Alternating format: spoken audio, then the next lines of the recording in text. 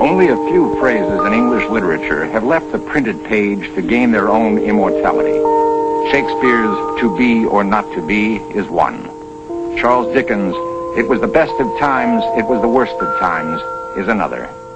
None, perhaps, has captured the world's imagination more completely than "Elementary, my dear Watson, elementary," spoken by the most brilliant and popular private detective of all time. The question is still debated to this day. Who was Sherlock Holmes? Really, Holmes, there's something positively inhuman about you at times. My dear Watson, I never allow my judgment to be biased by personal qualities.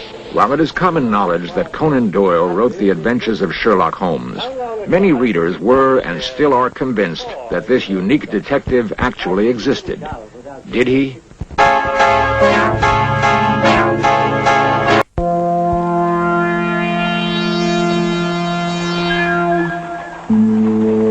An expert on the Sherlock Holmes period, Peter Lovesey. The London of Sherlock Holmes was a sinister place, like these vaults of the Western Dock.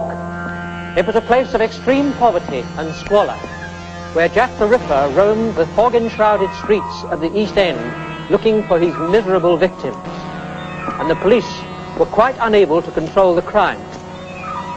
But many people look back on it as a golden age, when Queen Victoria had reigned for as long as anyone could remember, and the upper classes could feel secure, safeguarded by the greatest of all detectives, Mr. Sherlock Holmes of Baker Street. The fact of the matter was, in the decade prior to Holmes' appearance in print, the London police had failed to combat the growing crime rate. Even corruption in the force flourished. There were dynamitings involving the Irish problem, ruthlessly suppressed meetings of the unemployed, and most of all, the notorious Jack the Ripper murders, never solved. Not all police were inefficient or corrupt, of course, but leadership was clearly lacking. The public was not being served.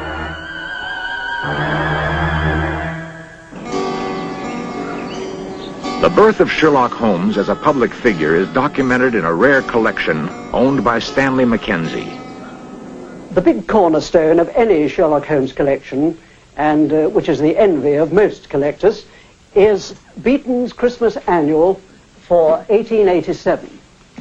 In this, A Study in Scarlet was first published. This was the first appearance of the first Sherlock Holmes story. Conan Doyle was paid £25 for the copyright, and he never received another penny. Sherlock Holmes' reputation was enhanced by a play about him written by an American actor, William Gillette. This poster shows Gillette himself in the gas chamber scene in the play. Gillette probably played the part of Holmes more times than any other actor. An 1895 recording preserves his performance. How the deuce did you know my wife was away? Marvelous. Elementary, my dear fellow, elementary.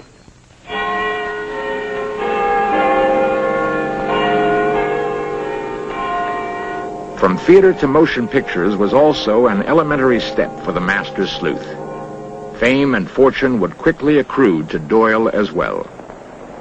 We're getting on, Watson. I'm glad to see you in a more cheerful mood. We've done remarkable... By 1933, a third version of A Study in Scarlet had been made, with Reginald Owen playing the detective whose personal and professional style set him apart from all others. The large number represented the page, the second, the small number, the column, and the other figures, the message. You'll find it decoded on the table. Every Holmes adventure is different, but in all of them he plays the violin, of which he was a master. A client, Watson. Where? The widow standing under the street lamp. A widow? Would you like to bet on that? Of course. Well, I'm not going down the street to ask her. Ah. Won't be necessary. She's made up her mind. So you deduce at a distance, eh? Not in this case. I recognized her features. She's a Mrs. Murphy. Her husband was murdered 3 days ago. You mean the man that was found dead in a train? Exactly. Come in. Mrs. Murphy to see you, sir. Mr. Holmes, I'm in such a mess. Such a mess. My husband up and died without leaving me as much as a... Holmes would never refuse a woman in distress. whether she be plain or beautiful. And in some cases, he might reluctantly have to turn her over to the authorities. For under his cool exterior burned a passion for justice to be feared by all villains. London's most dangerous crook, the king of blackmailers, a gliding, slithy, venomous snake. Once in his power, he'll squeeze and squeeze until he's drained his victims dry. More than once I've had my net around him, but so far he's managed to wriggle his way out. But the time has come, Watson. No shot broke that window.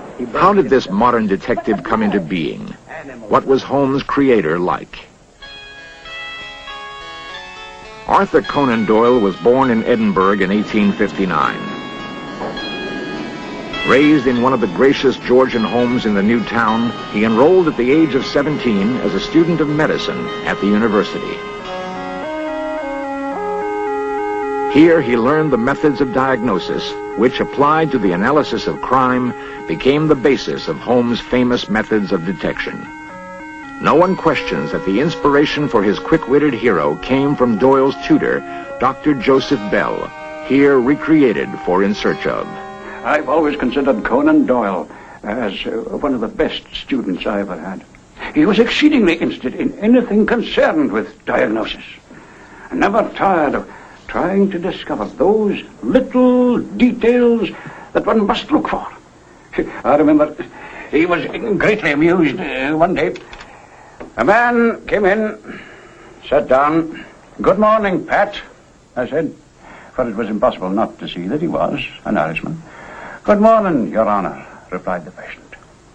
"Well, and did you like your walk across the links today as you came in from the south side of the town?" said I. "Yes," replied Pat. Did Your Honor see me?" Well, even Doyle could not see how I came to know that, absurdly simple as it was. On a showery day, such as it had been, the reddish clay at the bare part of the links adheres to the boot. Some tiny part of it is bound to remain. There's no such clay anywhere else round the town for miles. Well, that and one or two similar instances excited Doyle's interest and set him discovering for himself in the same direction, which, of course, was exactly what I wanted with him and all my other scholars. Recognition of... How much of Bell was in Holmes, how much of Doyle himself, no one can say for sure.